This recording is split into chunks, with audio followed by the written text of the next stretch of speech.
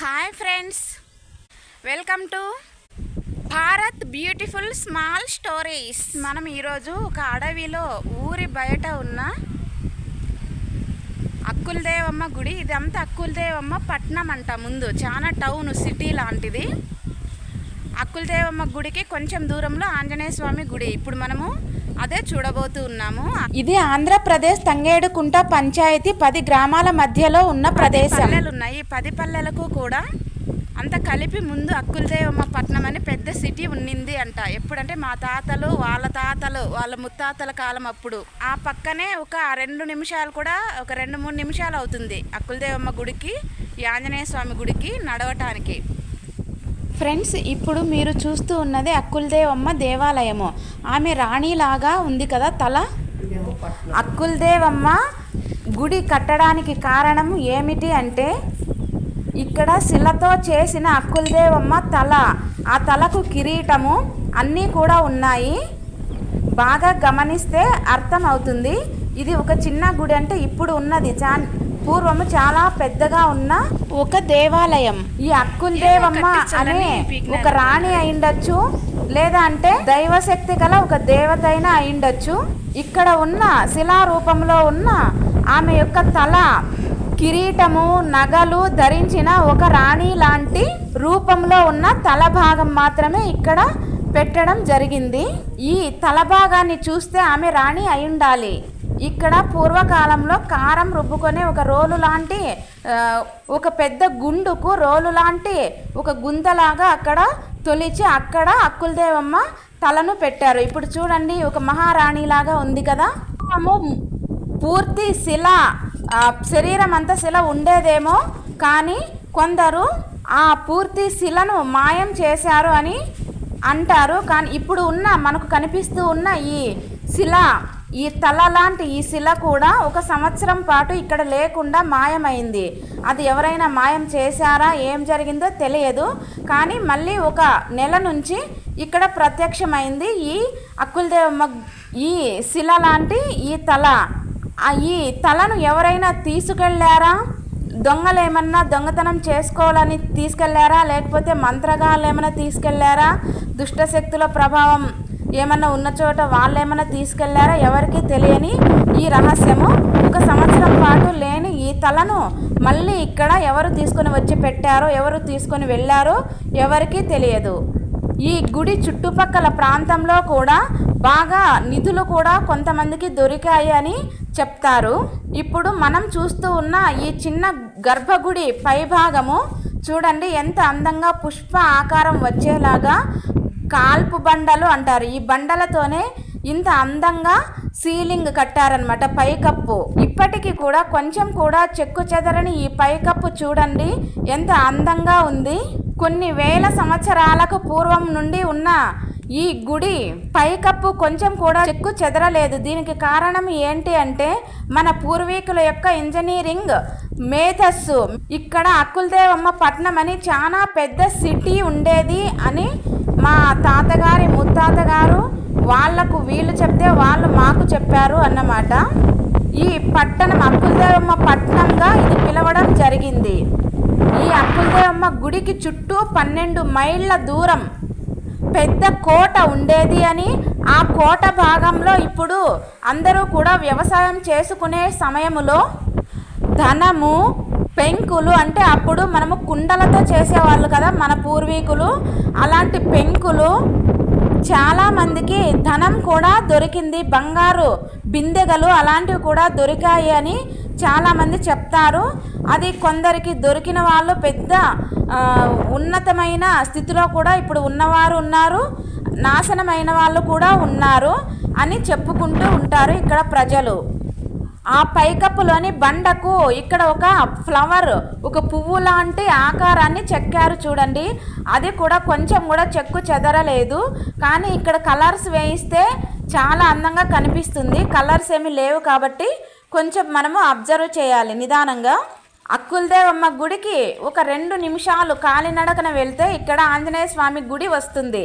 ఆంజనేయ స్వామి దేవాలయం. ఆంజనేయ స్వామి దేవాలయానికి ఎడమ పక్కన, ఆంజనేయ స్వామి దేవాలయానికి తూర్పు వైపున ఇక్కడ నాగదేవతలను ప్రతిష్ఠ చేశారు. అయితే ఈ నాగదేవతలను ఇటీవలే ఒక 10 సంవత్సరాల ముందు మాత్రమే ప్రతిష్ఠ చేశారు. కొన్ని వందల సంవత్సరాల ముందు నుంచి ఆంజనేయ స్వామి పూజలను అందుకుంటూ ఉన్నాడు. అయితే నేను ఇంతకు ముందు చాలా దేవాలయాలలో నాగదేవతల విగ్రహాలు చూశాను, కానీ ఇంత అందంగా, ఇంత సహజత్వానికి దగ్గరగా ఉన్న విగ్రహాలను, నాగదేవత విగ్రహాలను నేను ఎక్కడా చూడలేదు. మీరు చూసింటే కామెంట్ చేయండి ఫ్రెండ్స్. పర్వతాలలో పెద్ద పెద్ద బండలు, గుండ్లు ఉంటాయి కదా, అలాంటి ఒక పెద్ద రాయి, ఒకే రాయికి ఆంజనేయ స్వామిని చెక్కారు. చిన్న దేవాలయాన్ని నిర్మించారు. అక్కడ పెళ్ళిళ్ళు కూడా జరుగుతాయి. నాకైతే ఈ ప్రశాంతమైన వాతావరణం చాలా బాగా నచ్చింది. గుడి ఇక్కడికి కనిపిస్తుంది కొంచెం కొంచెము. మేము చిన్నప్పుడు అంతా ఇలా జారే వాళ్ళము. ఇక్కడ చూడండి ఎంత బాగా ఉందో, ఇలా కూర్చోవడము. ఇంతవరకు మనం చూసిన ఆ పెద్ద బండరాయికి ముందు భాగంలో ఆంజనేయ స్వామి ఉన్నాడు అని చెక్కారు అని, ఆ ముందు భాగంలోనే ఇక్కడ దేవాలయాన్ని నిర్మించారు ఈ పల్లె ప్రజలు అందరూ కలిసి. ఇక్కడ చిన్న చిన్న పెళ్ళిళ్ళు కూడా జరుగుతాయండి. ఇక్కడ మా పిన్ని వాళ్ళ నాన్న నారాయణప్ప తాత అని ఒక 20 సంవత్సరాలు ఈ గుడిలోనే ఉండి డెవలప్ చేశారు ఈ దేవాలయాన్ని. ఈ చుట్టుపక్కల 10 గ్రామాలలోని ప్రజలకు ఎప్పుడు మనశ్శాంతి కావాలి అంటే వాళ్ళు డైరెక్ట్గా ఈ దేవాలయానికి వచ్చేస్తారు. ఎందుకంటే జనసంద్రం లేని ఊరి బయట మంచి ప్రశాంతమైన వాతావరణంలో ఉంది కాబట్టి ఎవరికైనా ఎప్పుడైనా ఏ సమయంలోనైనా దేవుణ్ణి, ఆంజనేయ స్వామిని దర్శించుకునే భాగ్యం ఇక్కడ లభిస్తుంది. కొంతమంది భక్తులు కూడా పూజలు నిర్వహించడం మనం చూడవచ్చు. ఫ్రెండ్స్, ఈ ఆంజనేయ స్వామి దేవాలయము చాలా పెద్ద దేవాలయం కాకపోయినప్పటికీ కూడా ఈ దేవాలయం ఉన్న ప్రదేశము ఊరికి బయట ఉండాది కాబట్టి ఎవరైనా ఎప్పుడైనా సందర్శించుకునే అవకాశం ఉంది, ప్రశాంతతను పొందే అవకాశం ఉంది. ఇప్పుడు చెప్పండి ఫ్రెండ్స్, మీకు చూస్తూ ఉంటే ఈ ప్రదేశం కానీ ఈ దేవాలయం కానీ ఎలా ఉంది అని మీ అభిప్రాయాలను తెలియచేయండి కామెంట్స్ రూపంలో. మా పిన్ని వాళ్ళ నాన్న నారాయణప్ప తాత అని, ఆ తాతగారు ఇక్కడే ఉండేవాళ్ళు, పూజలు నిర్వహించేవాళ్ళు పొద్దున్నుంచి సాయంత్రం వరకు. ఆ తాత ఉన్నప్పుడు చాలామంది గ్రామస్తులు కూడా ఇక్కడికి ఆ తాతకు తోడుగా వచ్చేవాళ్ళు. ఇక్కడ చుట్టుపక్కల చెట్లు పెంచి పోషించారు కూడా. అప్పుడు సాయంత్రం అయిన తర్వాత ఈ 10 పల్లెలలో ఎవరో కొంతమంది గ్రామస్తులు ఇక్కడికి వచ్చి అన్నం భోజనాలు కూడా ఇక్కడ వండుకొని వడ్డించుకొని ఇక్కడికి ఎవరైనా వస్తే వాళ్ళకు కూడా వడ్డించేవాళ్ళు. వరకు కూడా ఈ గుడికి, ఈ ఆంజనేయ స్వామి గుడికి సేవలు చేసి ఇంకా ఆఖరు నిమిషాలలో కొన్ని రోజులలో, చనిపోయే ముందు కొన్ని రోజులలో మాత్రమే ఆయన గుడిని వదిలిపెట్టి వెళ్ళిపోవడం జరిగింది.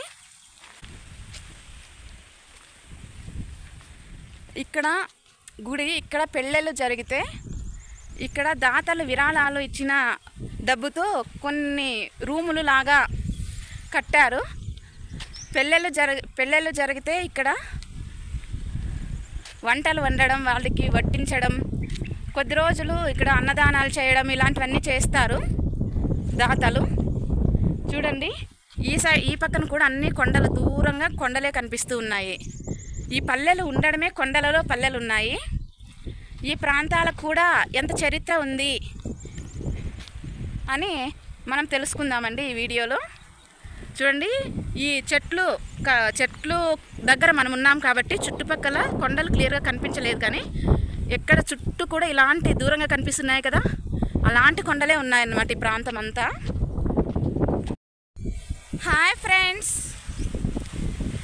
ఈ అడవి లాంటి ఈ ప్రాంతంలో 2 గుళ్ళు ఉన్నాయండి. ఇక్కడ ముందు ఇది పేరు మోసిన పెద్ద సిటీ అక్కులదేవమ్మ పట్నం అని పిలిచేవాళ్ళు.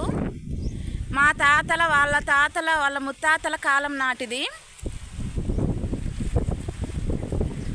అప్పుడు ఈ బ్రిటిష్ వాళ్ళు వచ్చో ఏమైందో ఏం జరిగిందో తెలియదు. ఆ పెద్ద పట్నం అంతా పాడుబడిపోయింది.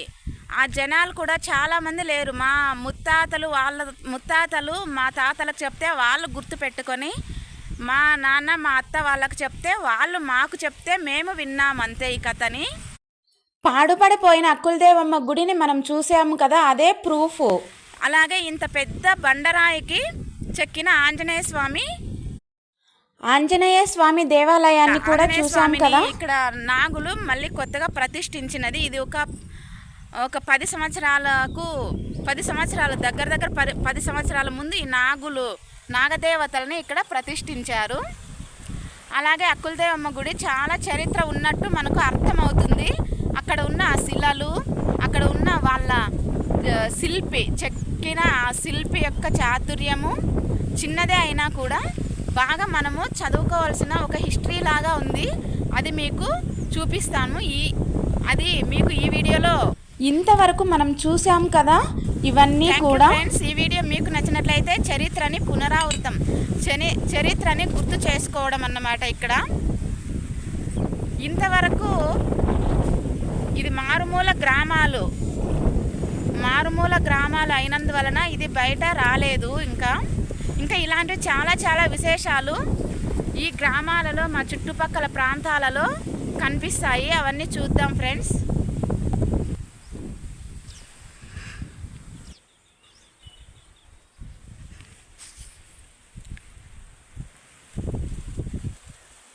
ఇక్కడ చూడండి ఫ్రెండ్స్, ఇక్కడ నేను ఎలా జారుతున్నానో చూడండి. పక్కన ఇక్కడ నేను మేము చిన్నప్పుడు ఇక్కడికి వచ్చి బాగా జారేవాళ్ళం అన్నమాట. ఇక్కడ నుంచి అక్కడి వరకు ఎలా జారుతానో చూడండి. ఓం నమః శివాయ.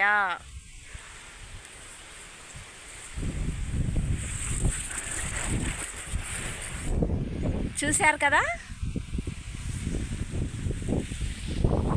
మళ్ళీ ఇలా ఎక్కిపోవడము.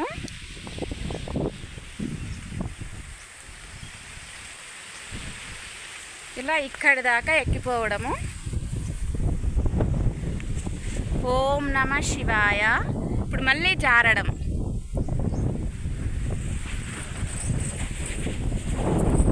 హాయ్, చూశారు కదా. నాకైతే చాలా బాగుంది. ఇప్పుడు చూడండి జారే బండ పైనకి ఎలా కనిపిస్తుందో. ఏటవాలుగా ఉన్న దాంతో బాగా జారడము, ఎంజాయ్ చేయడము. పూజ అయిపోయిన తర్వాత ఇలా మేము చిన్నప్పటి నుంచి ఆడుకునే వాళ్ళము. చూడండి, ఇది జారేబండి అంటే కొంచెం కూడా ఇది ఎలా ఉందంటే నైస్గా ఉంటుందన్నమాట. ఏటవాలుగా గంటలు మేము జారి ఆడుకుంటూ ఇంటికి వెళ్ళేవాళ్ళం సాయంత్రం.